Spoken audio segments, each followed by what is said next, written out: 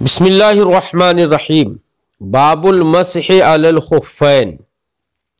अख़बरना मालिकुन अख़बरना इब्नु शिहाब अज़्ज़ुहरी अन अब्बाद इब्न Ziyad मिन बुल्दिल मुग़ीरा बिन शुअबह अन्न नबी सल्लल्लाहु अलैहि वसल्लम ज़हब लिहाजतिही फ़ी ग़ज़वति तबूक क़ाल फ़ज़हबतु मअहु बिमाइन क़ाल फ़जाअ नबी सल्लल्लाहु अलैहि वसल्लम फ़सकब्तु अलैहि क़ाल फ़ग़सल वजहहु सुम्मा ज़हब युख़रिजु यदैहि फ़लम यस्तति' मिन दैक़ि कम्मै जुब्बतिही फ़अख़रजहुमा मिन तहति जुब्बतिही फ़ग़सल यदैहि वमसह बिरअसिही वमसह अलल खुफ़ैन सुम्मा जाअ रसूलुल्लाहि सल्लल्लाहु अलैहि वसल्लम व अब्दुर्रहमान इब्न औफ यउम्मुहुम क़द सल्ला बिहिम सजदतन फ़सल्ला मअहुम रसूलुल्लाहि सल्लल्लाहु अलैहि वसल्लम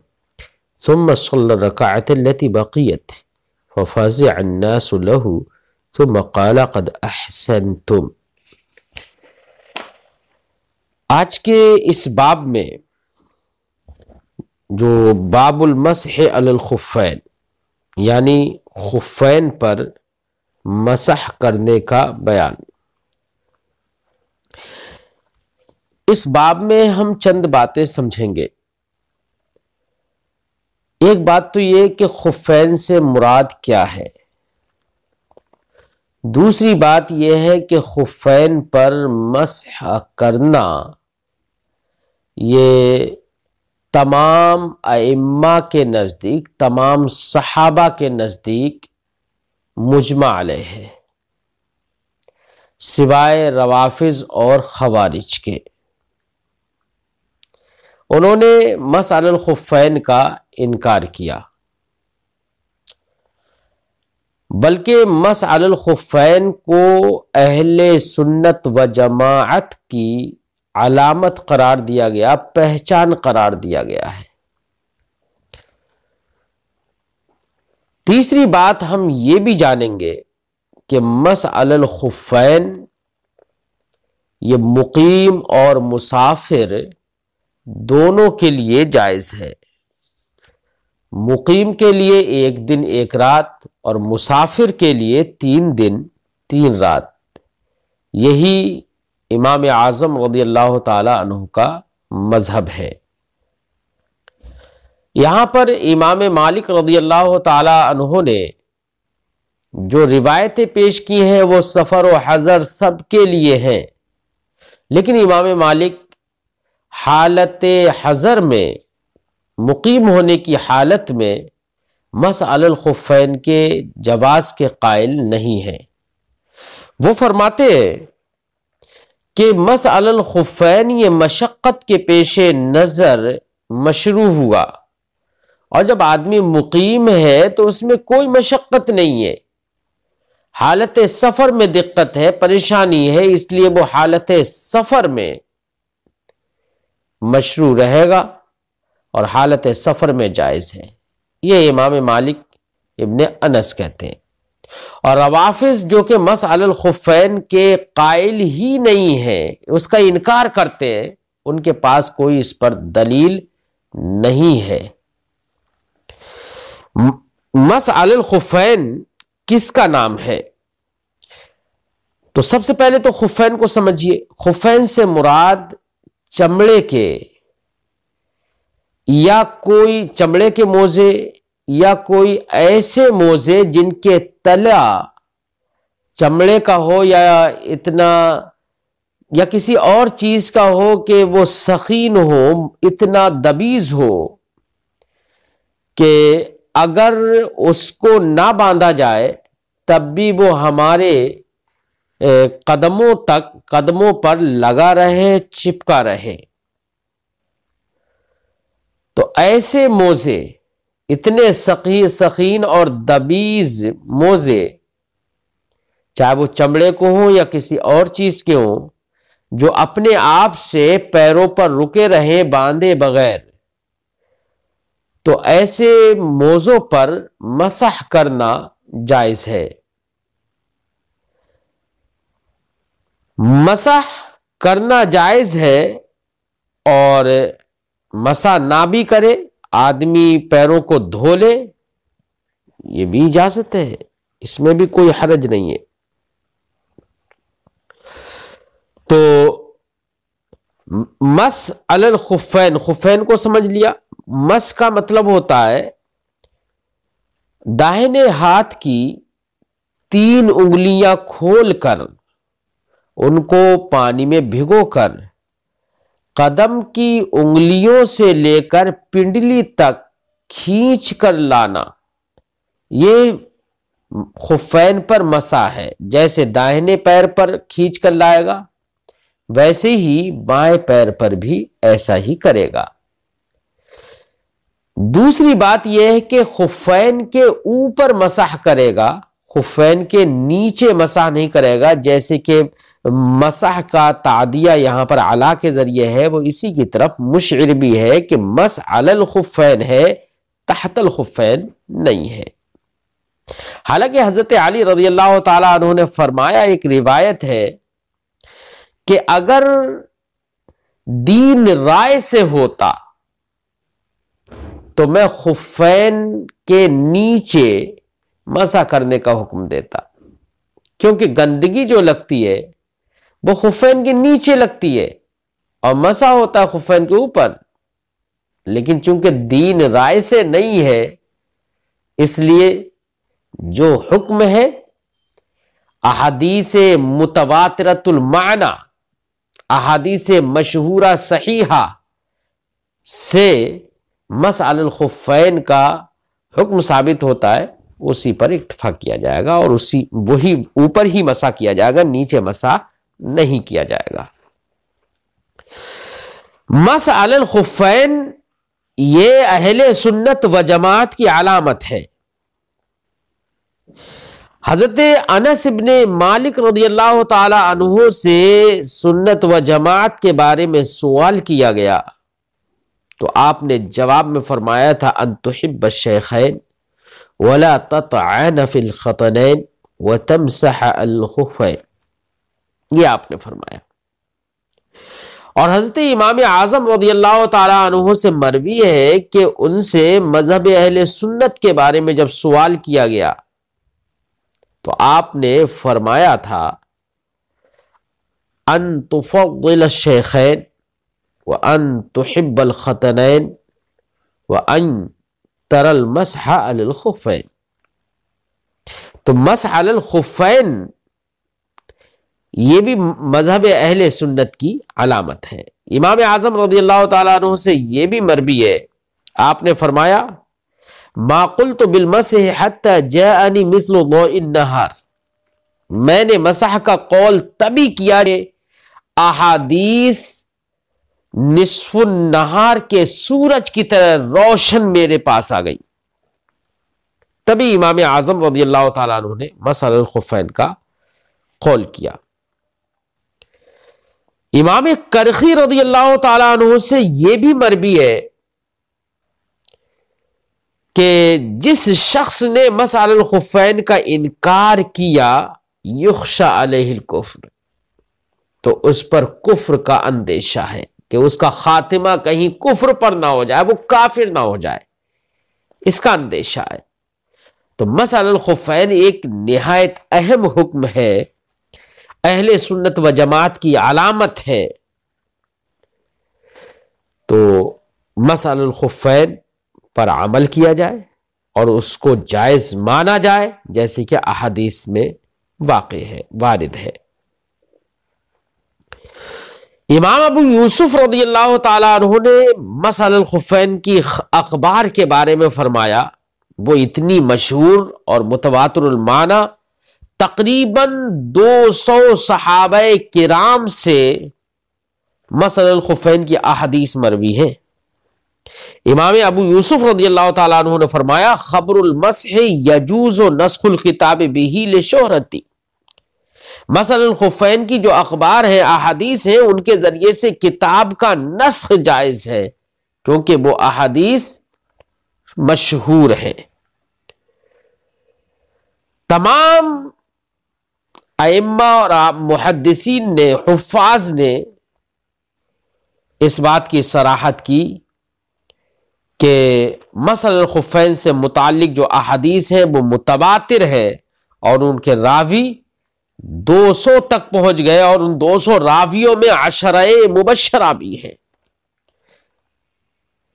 ये मसअलल खुफ़ैन ये इस उम्मत के खसाइस से है। यहां तक कि मुहद्दिसीन ने यह भी फरमाया कि सहाबा में से किसी ने इनकार ही नहीं किया। अगर किसी ने मसअलल खुफ़ैन का इनकार किया तो अपने विसाल से पहले उसकी तरफ रुजू कर लिया था। तो मसअलल खुफ़ैन के जवाज पर तमाम उम्मत का इत्तिफाक है सिवाय कुछ खवारिज और रवाफिज के। हालांकि उन्होंने जो इनकार किया है खवारिज और रवाफिज ने, उनके पास कोई दलील नहीं है। एक गढ़ी हुई दलील है उनके पास, गढ़ी हुई दलील। वो मरवी है हजरत आयशा से, हजरत आयशा की तरफ उसकी निस्बत है।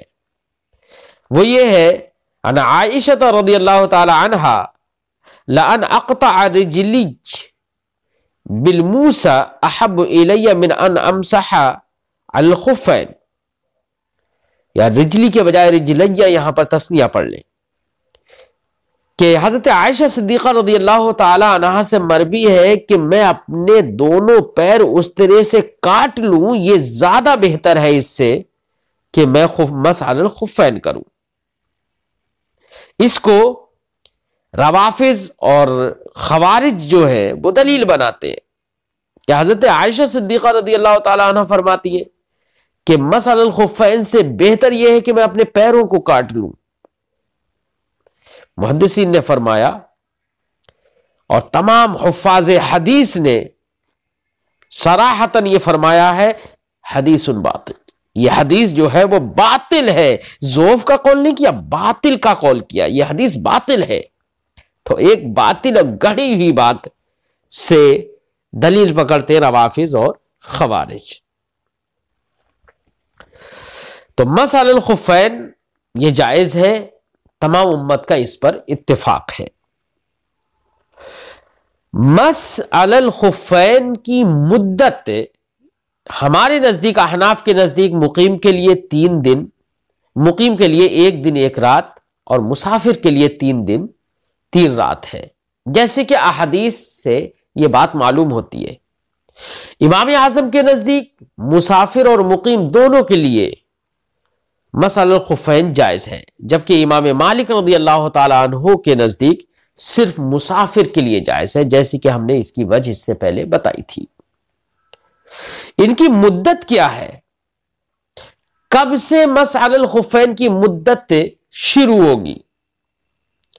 तो याद रहे सबके नजदीक मुद्दत मसअलल खुफ़ैन वुजू करने के बाद जो खुफ़ैन को पहन लिया गया है उस वक्त से शुरू नहीं होती है।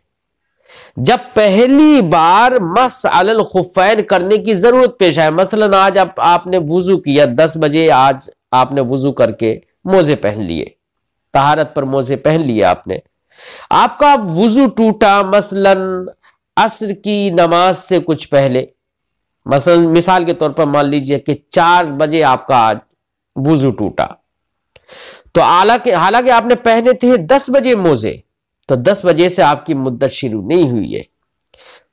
आपका वुजू टूटा 4 बजे, आपने 4 बजे वुजू किया और वुजू करके खुफ़ैन पर मसह किया, तो अब ये जो मसह किया है पहली बार, यहां से आपकी मुद्दत शुरू होगी।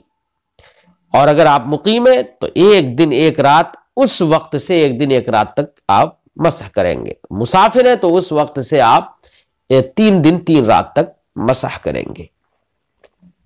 यह है मसअलल खुफ़ैन की मुद्दत। इमाम शाफी, इमाम मालिक, इमाम अहमद इब्न हंबल, ये इन हजरात के नजदीक चूंकि आज़ाए वुजू में तरतीब वाजिब है, लिहाजा इन हजरात के नजदीक किसी शख्स ने पैर धोकर और उनको उनके ऊपर मोजे पहन लिए और बाकी वुजू अभी नहीं किया था, तो इनके नज़दीक अब ये चूंकि वुजू ही इनके नज़दीक नहीं हुआ, इसलिए इनके नज़दीक अब इस पर मस करना जायज़ नहीं हुआ। लेकिन अहनाफ के नज़दीक चूंकि तरतीब आज़ाए वुजू में तरतीब ये फ़र्ज नहीं है, वाजिब नहीं है, महज सुन्नत है, मुस्तहब्बात की कबील से। लिहाजा अगर किसी शख्स ने पहले पैर ही धो लिए और पैर धोने के बाद में उसने मोजे पहन लिए, फिर दूसरे आज़ाद होए, जिस तरह जैसे भी धोए दूसरे आज़ाद होए, या वुजू किया, वुजू करने में पहले एक पैर धोया और धोने के बाद उसमें एक मोजा पहन लिया, फिर दूसरा पैर धोया उस पर मोजा पहन लिया, इमाम आजम के नजदीक हर सूरत में जायज है, मसा करना जायज है। आखिर में एक बात मैं ये भी बता दूं कि मस अलल खुफ़ैन ये सिर्फ वुजू के लिए है।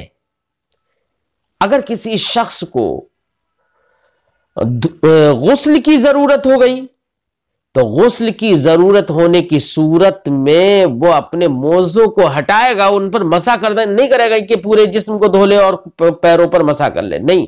गुस्ल के लिए मसलल खुफ़ैन का जवाज नहीं है, मसलल खुफ़ैन का जवाज सिर्फ और सिर्फ वुजू के लिए है। खुफ़ैन जो होते हैं वो हदस को सरायत करने से, कदमैन की तरफ सरायत करने से रोकते हैं। बात समझाई? जैसी मुद्दत पूरी होती है या जैसे ही मोजे फट जाते हैं या उतर जाते हैं, फौरन जो हद से सरायत नहीं किए हुए था, रुका हुआ था, अब वो हद फौरन सरायत कर जाता है, लिहाजा फौरन मसा टूट जाएगा है। साथ ही साथ जिन चीजों से वुजू टूट जाता है, मसलल खुफ़ैन भी उन चीजों से टूट जाता है, खत्म हो जाता है। ये हमने बाप के खुलासे के तौर पर जो बातें जिक्र की, उम्मीद है समझ में आई होंगी। अब इबारत पढ़कर तर्जमा करते और जगह जगह अहादीस में जिन लफ्जों की तशरीह की जरूरत होगी वो तशरीह करते हैं। बाबुल मसह अलल खुफ़ैन, खुफ़ैन पर मसह करने का बयान। अखबरना मालिकुन अखबरना इब्न शिहाब az-ज़ुहरी अन अब्बाद इब्न ज़ियाद मिन बुल्दिल मुगीरा बिन शुअबा अन्न नबी सल्लल्लाहु अलैहि वसल्लम ज़हब लिहाजती फी ग़ज़वत तबूका। इमाम मोहम्मद फरमाते हैं हमें खबर दी इमाम मालिक ने, वो फरमाते हैं हमें खबर दी इब्न शिहाब ज़ुहरी ने, वो रिवायत करते हैं अब्बाद इब्न ज़ियाद से जो कि मुगीरा बिन शुअबा की नस्ल से है, औलाद से है। मिन वुल्दिल मुगीरा, वुल्द है ये, मुगीरा बिन शुअबा की औलाद से है। यहां पर नासिखीन ने 3 गलतियां की हैं इस सनद के बयान करने में, 3 गलतियां की हैं। एक तो यहां पर मिन वुल्दिल मुगीरा कहा है, जबकि अब्बाद इब्ने ज़ियाद हजरत मुगीरा की नस्ल से नहीं है, उनके आजाद करदा गुलाम है, उनके मौला है। एक तो खता ये की। दूसरी ये कि यहां पर सनद से उर्वा और हमजा को साकित कर दिया है, जबकि इस सनद में हजरत उर्वा और हजरत हमजा भी मौजूद है। असली सनद होगी अन अब्बाद अन उर्वता या अन अब्बाद अन हमजता इब्न मुगीरा, या ये कहो कि असली सनद होगी अन अब्बाद अन उर्वता व हमजता इब्न मुगीरा अनिल मुगीरा। तीसरी गलती यहां पर नासिखीन ने यह भी की है कि यहां पर मुगीरा बिन शुअबा को भी साकित कर दिया है। तो क्या करें, अब्बाद इब्ने ज़ियाद ने जो कि मुगीरा बिन शुअबा की औलाद से है, उन्होंने कहा, जबकि उन्होंने नहीं कहा, मुगीरा बिन शुअबा ने यह बात कही है, मुगीरा बिन शुअबा से यह बात मरवी है।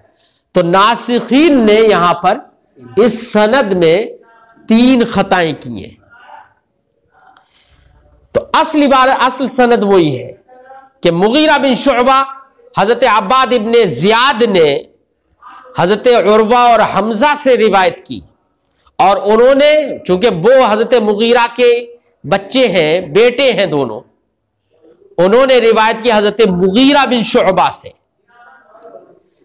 और मुगीरा बिन शुअबा का यह वाकया है सरकार के साथ, क्या अन्न नबी सल्लल्लाहु अलैहि वसल्लम ज़हब लिहाजती फी ग़ज़वत तबूक, सरकार दो आलम सल्लल्लाहु अलैहि वसल्लम ग़ज़वे तबूक के मौके पर फज्र की नमाज से पहले क़ज़ाए हाजत के लिए निकले, दूर गए।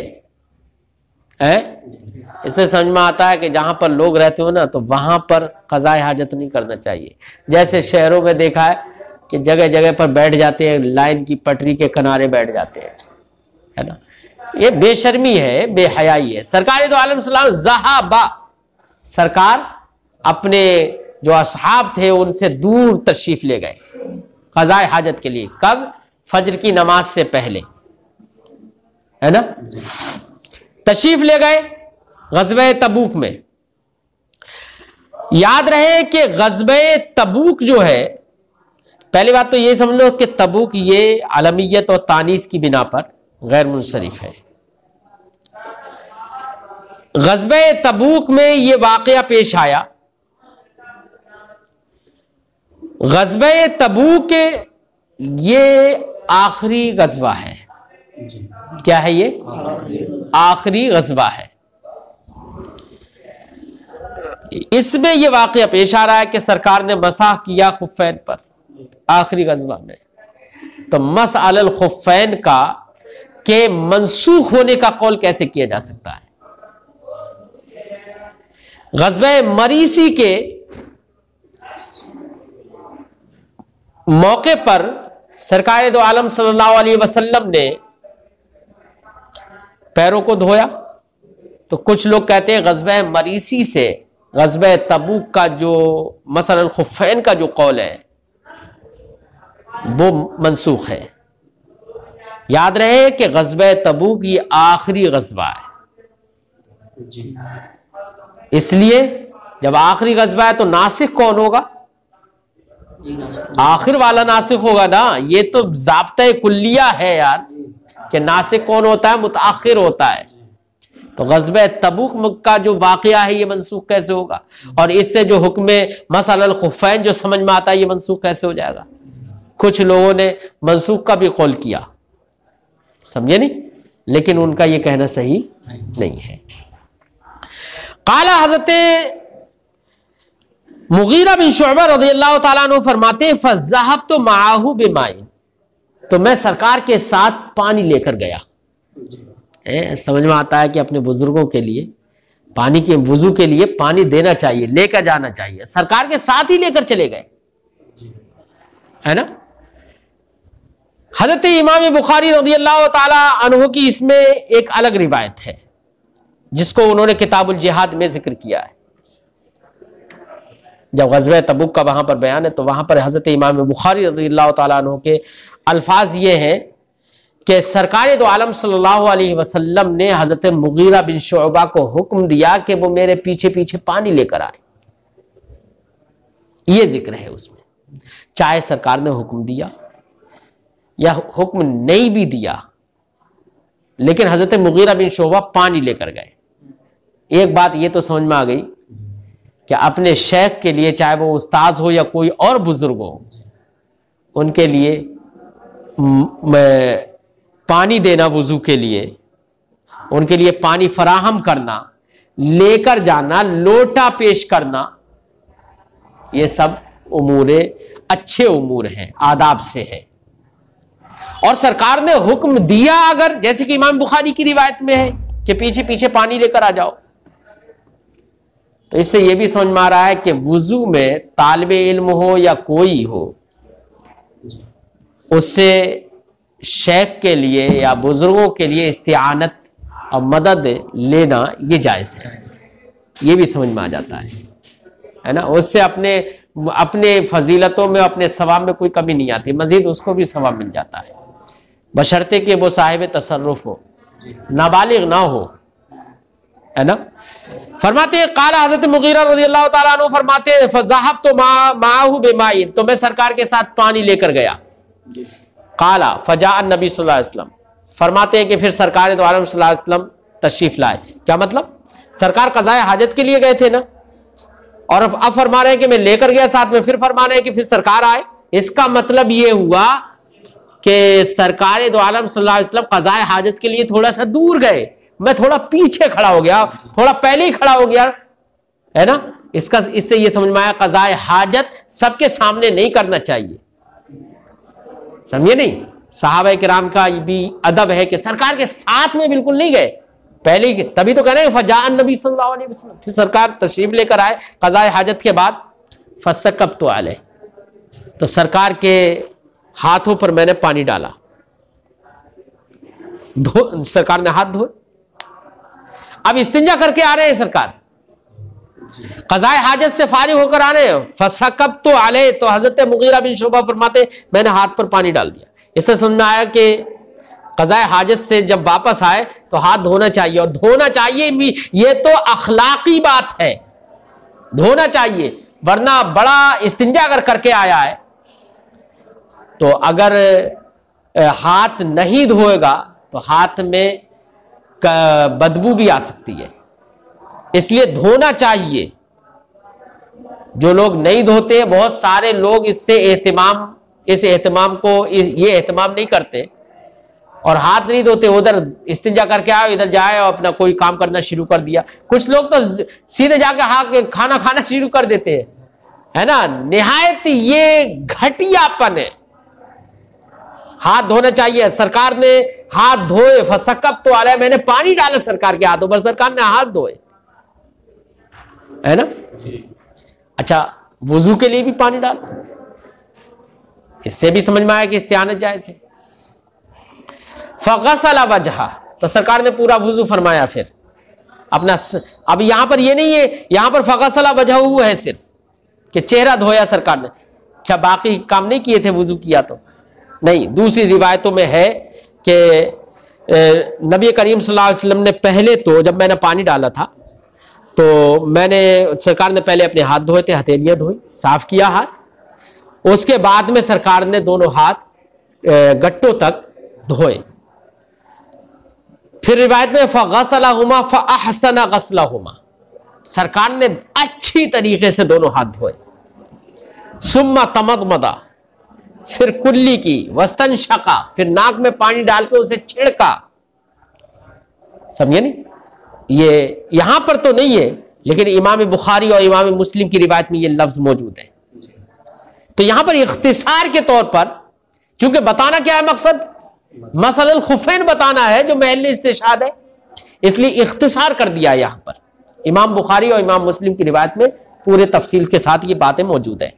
तो इससे यह ना समझा जाए कि सिर्फ सरकार ने चेहरा ही धो लिया था, बाकी कुछ नहीं किया। नहीं, सरकार का जो तरीका है, जो सुनन है, सरकार तो उस पर अमल करते थे क्योंकि तालीम उम्मत थी। फरमाते फगसल वजहा, तो सरकार ने अपने चेहरे मुबारक को धोया।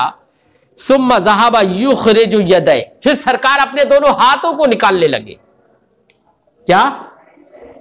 इस तरीके से जुब्बे मुबारक के आस्तीन को चढ़ाकर अपने हाथ निकालने लगे, लेकिन जुब्बे मुबारक की आस्तीन तंग थी, वो नहीं निकली।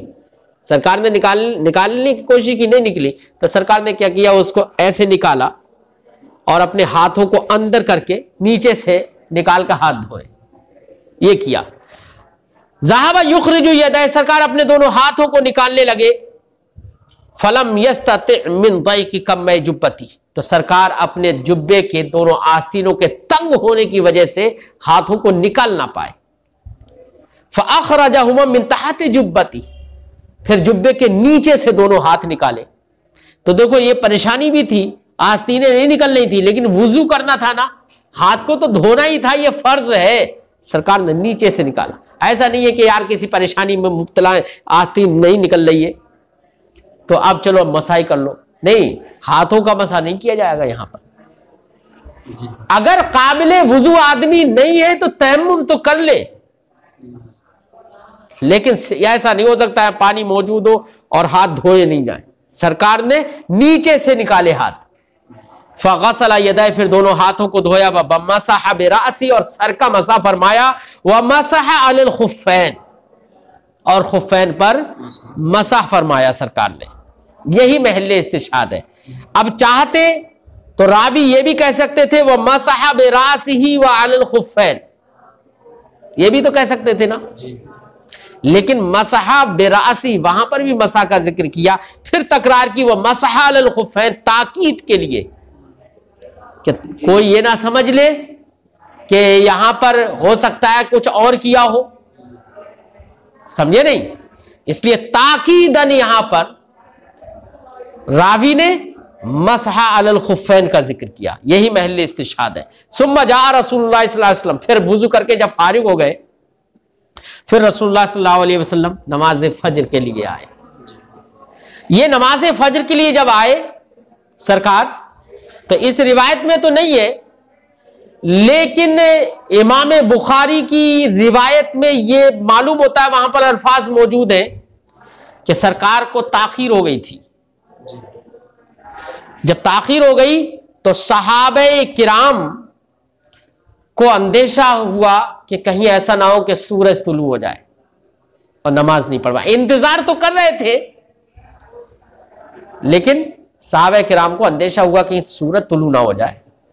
सरकार जब तक तशरीफ लाए, इस अंदेशे के पेश नजर सहाबे किराम ने हजरत अब्दुर्रहमान इब्ने औफ को नमाज के लिए आगे बढ़ा दिया। नमाज के लिए उनको आगे बढ़ा दिया, वो नमाज पढ़ाने लगे। तो अंदेशा किस बात का था?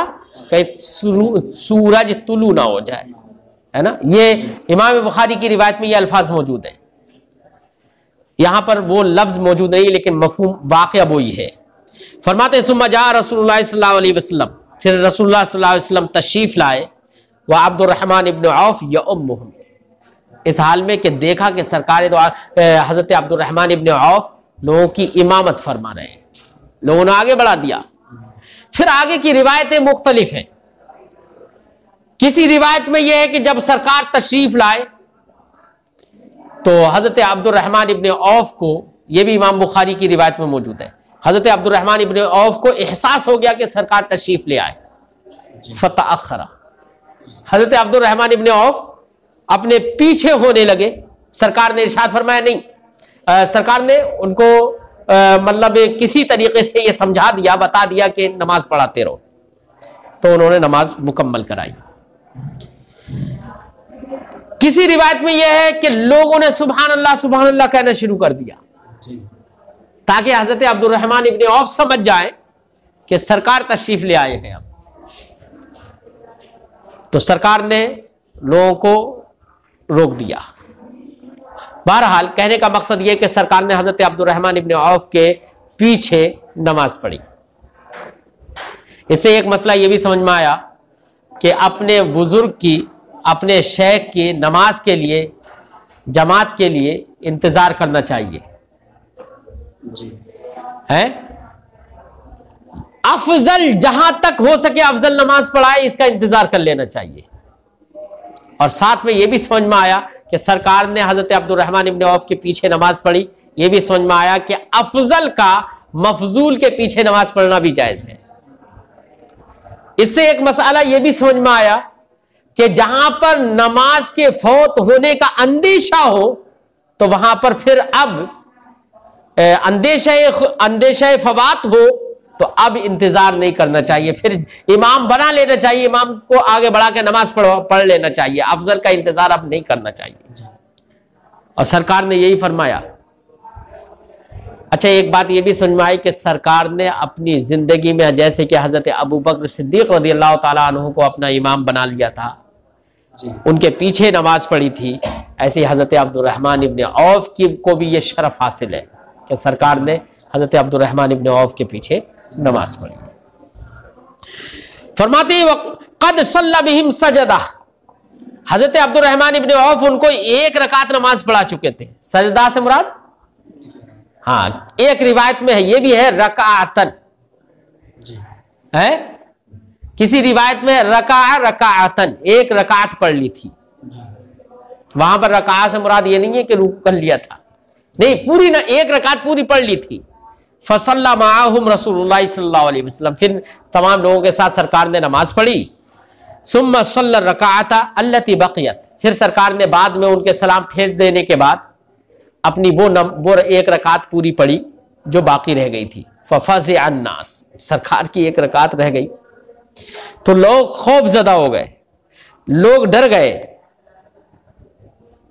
लोग डर गए, दिल में दहशत तारी हो गई। अरे रसूलुल्लाह सल्लल्लाहु अलैहि वसल्लम से पहले हमने नमाज पढ़ ली, ये कैसे? फ़ज़िअ अन्नास, लोग डर गए। सुम्मा क़ाला क़द अहसनतुम, सरकार ने फरमाया कि देखो ऐसा है, डरने की जरूरत नहीं। जब नमाज से फारिग हो गए ना सरकार, तो लोगों से कहा कि डरने की जरूरत नहीं है, क़द अहसनतुम, तुमने अच्छा किया है, तुमने अरे मेरी एक रकात अगर छूट भी गई लेकिन अंदेशा था तो तुमने हजरत अब्दुर्रहमान इब्न औफ को तुमने आगे बढ़ा दिया, ये अच्छा किया, डरो मत। तसल्ली देने के लिए सरकार ने फौरन फरमाया खौफज़दा मत हो, क़द अहसनतुम, तुमने अच्छा किया। इससे समझ में आता है कि अगर किसी अफजल की एक रकात नमाज निकल भी जाए तो उसे इमाम को डांटना नहीं चाहिए कि तुमने इंतजार क्यों नहीं किया, हौसला अफजाई करना चाहिए। किसी ने अच्छा काम किया है तो उसकी हौसला अफजाई करना चाहिए। इससे यह भी समझ में आया, अब किसी के पीछे बार बार पड़े रहोगे तो वो अच्छे काम करना ही फिर बंद कर देगा, है ना। आप यही सोचते रहोगे कि यार ये तो मेरा मर्तबा है, ये तो मेरा दर्जा है, इसकी हिम्मत कैसे हुई यहां पर बोलने की, समझे ना? तो फिर वो भी बोलना छोड़ देगा और मामला खराब होगा।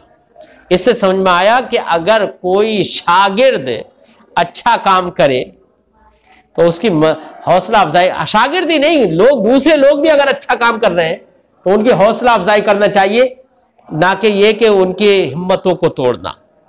सरकार ने फरमाया क़द अहसनतुम, तुमने अच्छा किया है। तो ये रिवायत से समझ में आया कि मसलन खुफ़ैन जायज़ है।